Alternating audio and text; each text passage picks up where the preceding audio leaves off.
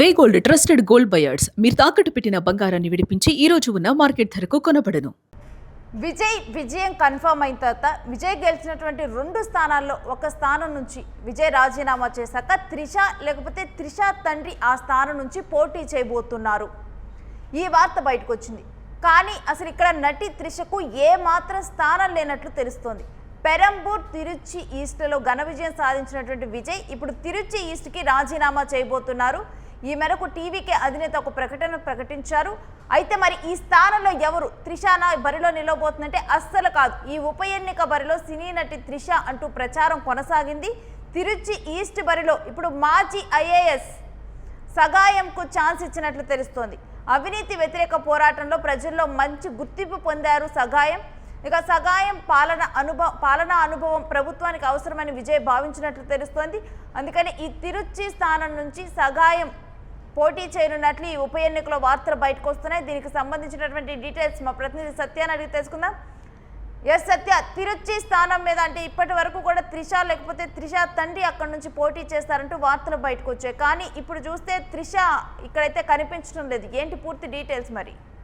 Yes అండి, ప్రధానంగా ప్రస్తుతం ఏదైతే విజయ్ గెలిచిన తర్వాత 108 సీట్లు, దాంతోపాటు ఏదైతే కాంగ్రెస్తో అలయన్స్ తర్వాత రేపు ప్రమాణ స్వీకారం చేయనున్నాడు. దీంట్లో భాగంగా ఖచ్చితంగా నియమ నిబంధనల ప్రకారం అయితే ఆయన గెలిచినటువంటి 2 సీట్లలో ఒక సీటును రాజీనామా చేసి ఉప ఎన్నిక ఖచ్చితంగా అక్కడ వచ్చే అవకాశం ఉంది. ఆ సీటుకు సంబంధించి కూడా మీడియా వార్తలు కావచ్చు, మీడియాలో అటు సోషల్ మీడియాలో విపరీతంగా ట్రోల్ అవుతున్న పరిస్థితి కనబడుతూ ఉంది.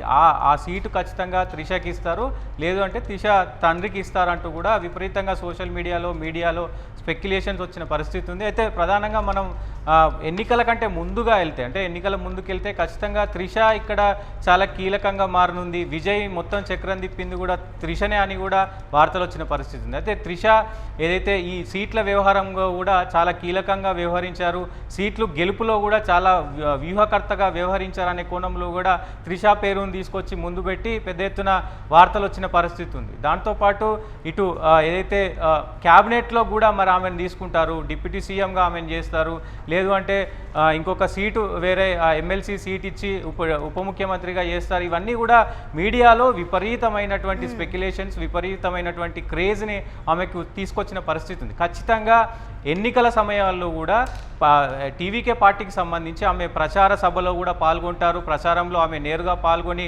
ప్రచారంలో అక్కడ తమిళనాడు ప్రజలను ఉద్దేశించి తమిళనాడు ప్రజలను కొంత ఉత్తేజపరిచే విధంగా ప్రచారం చేస్తారు. విజయ్ అలాగే త్రిష ఇద్దరు ఒకే ప్రచారంలో ఉంటారు అంటూ కూడా పెద్ద ఎత్తున స్పెక్యులేషన్స్ వచ్చినాయి. దాని తర్వాత వాళ్ళ టీవీకే పార్టీకి సంబంధించిన ఎమ్మెల్యేలతో కూడా మరి ఆ ప్రచారంలో పాల్గొంటారు. త్రిష ఎవరైతే త్రిష ముందు పెట్టి అంటే త్రిషకు ఇచ్చినటువంటి వాళ్ళకు సన్నిహితులుగా అంటే త్రిష సన్నిహితులకు అక్కడ టీవీకే పార్టీలో ఎమ్మెల్యే టికెట్లను ఇప్పించుకుంది, వాళ్లకు ప్రచారంలో భాగంగా ఆమె మరి అక్కడ ప్రచారం చేస్తారంటూ కూడా వార్తలు వచ్చిన పరిస్థితి ఉంది. సోషల్ మీడియాలో విపరీతంగా ఇవన్నీ కూడా స్పెక్యులేషన్స్ వచ్చినాయి. ఇప్పటి వరకు కూడా నేటి వరకు కూడా ఇవే స్పెక్యులేషన్స్ వస్తున్న పరిస్థితి కనబడుతోంది. కానీ విజయ్ ఎక్కడ కూడా అటువంటి తావుకుపోకుండా అంటే సన్నిహితంగా ఉంటాడు, ఖచ్చితంగా ఆ సన్నిహితం అనేది ఉంటుంది. కానీ ఎక్కడ కూడా ఆ సాన్నిహిత్యాన్ని రాజకీయంగా మరి రాజకీయంలోకి అడుగు పెట్టనీయకుండా చూస్తున్న పరిస్థితి కనబడుతుంది.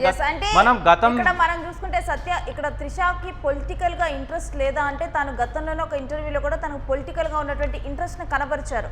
అయినప్పటికీ కూడా ఇప్పుడు త్రిష మీద ఇన్ని స్పెక్యులేషన్స్ రావడానికి కారణం కూడా తాను గతంలో చేసినటువంటి వ్యాఖ్యలే.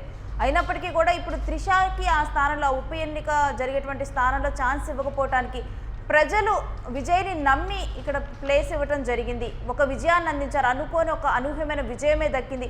ఇక ఈ క్రమంలో ఏమాత్రం కూడా ఛాన్స్ తీసుకోవటం ఇష్టం లేకనే ఈ రకంగా కూడా ఒక నిర్ణయం తీసుకుంటున్నారు అనుకోవాలా?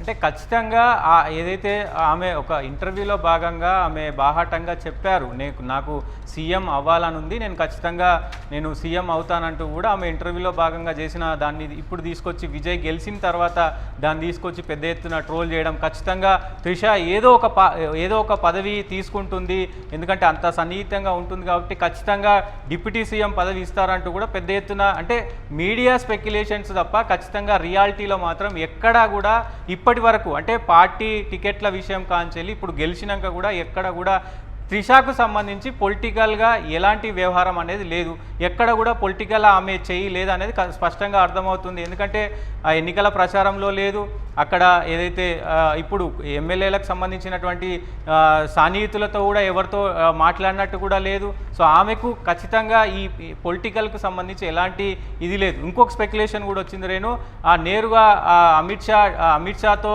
త్రిష మాట్లాడింది, దాదాపు ఒక 70 మంది ఎమ్మెల్యేలను ఆమె వైపు తిప్పుకునే ప్రయత్నం చేసింది, ఆమె గెలిపించుకుంది, ఆ త్రిషతో ఇవన్నీ కూడా డీల్స్ చేస్తుందంటూ కూడా పెద్ద ఎత్తున మీడియాలో స్పెక్యులేషన్స్ తప్ప రియాలిటీలో విజయ్ అంత సాన్నిహిత్యం ఉన్నప్పటికీ కూడా విజయ్ చాలా దూరం పెట్టాడు.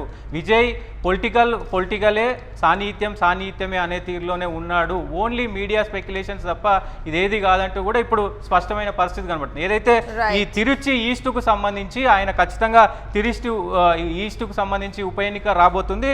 ఆ సంగ్రామ్కు ఏదైతే ఈ ఐఏఎస్ ఎవరైతే ఉన్నారో అక్కడ లోకల్ నియోజకవర్గంలో ఆయన ఐఏఎస్గా పనిచేశారు. ఈ అవినీతికి సంబంధించినటువంటి అవినీతి పైన పెద్ద ఎత్తున కొట్లాడారు. ఇంకొకటి ఇక్కడ పాలనా పరంగా కూడా ఆయనకు అనుభవం ఉంది. ఐఏఎస్గా పనిచేశారంటే పాలనలో ఆయనకు ఎంతో కొంత అనుభవం ఉంటుంది కాబట్టి ఆ అనుభవాన్ని కూడా దృష్టిలో తీసుకొని ఇప్పుడు ఆయనకి మరి ఈ టికెట్ ఇచ్చే అవకాశం ఉంది. దాంతోపాటు గతంలో ఉన్నట్టుగా గతంలో ఎంజేఆర్ అంటే ముఖ్యమంత్రిగా ఉన్నారు. గతంలో ఎంజేఆర్ తర్వాత అంటే ఏదైతే సినీ ఇండస్ట్రీలో మొట్టమొదటి సినిమా ముఖ్యమంత్రిగా ఆయన వెళ్ళిన పరిస్థితి ఉంది.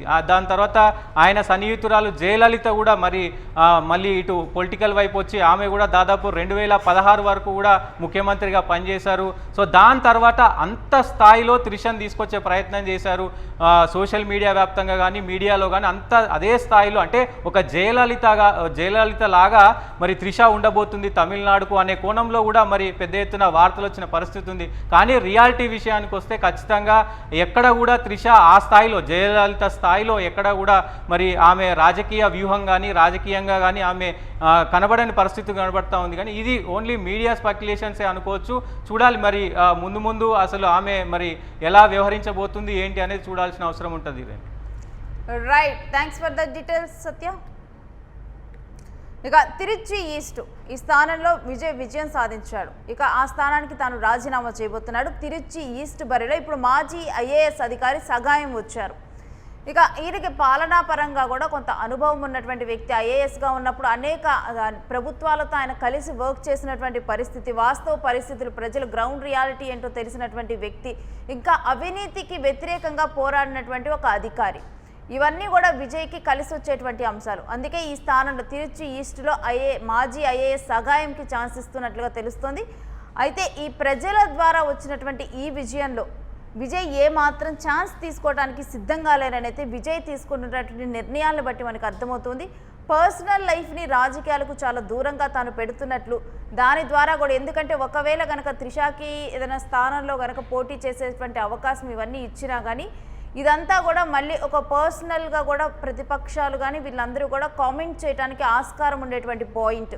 అందుకని చెప్పి కూడా ముందుగా ప్రస్తుతం అయితే తాను అంటే త్రిష ఫ్యూచర్లో టీవీకేలో తను ఏదైనా స్థానం నుంచి పోటీ చేస్తుందా, ఎటువంటి కీ రోల్ తాను ప్లే చేయనుందనేది కూడా అది భవిష్యత్తులో తేలేటువంటి అంశమే. ప్రస్తుతం ఉన్న పరిస్థితుల్లో విజయ్ మాత్రం ఛాన్స్ తీసుకోవడానికి సిద్ధంగా లేడు, ప్రతిపక్షాలకు అవకాశం ఇవ్వడానికి సిద్ధంగా లేడు, జనాలు తన మీద పెట్టుకున్నటువంటి నమ్మకాన్ని తాను కోల్పోవటానికి సిద్ధంగా లేడు ఎవరికి. అందుకని మనం చూసినా కానీ అన్నా డిఎంకే నుంచి ఎమ్మెల్యేలు టచ్లోకి వచ్చినా కానీ అన్నా డిఎంకే నుంచి కాకుండా కాంగ్రెస్ నుంచి వామపక్షాల నుంచే ఉన్నటువంటి ఎమ్మెల్యేలను తన పార్టీలో కలుపుకున్నారు. సో ఈ రకంగా చూసుకుంటే ఇప్పుడు టీవీకేకి ఎటువంటి పార్టీకి సంబంధించి ఎటువంటి డ్యామేజ్ జరగకుండా కాపాడుకోవాల్సిన బాధ్యత విజయ్ మీద ఉంది.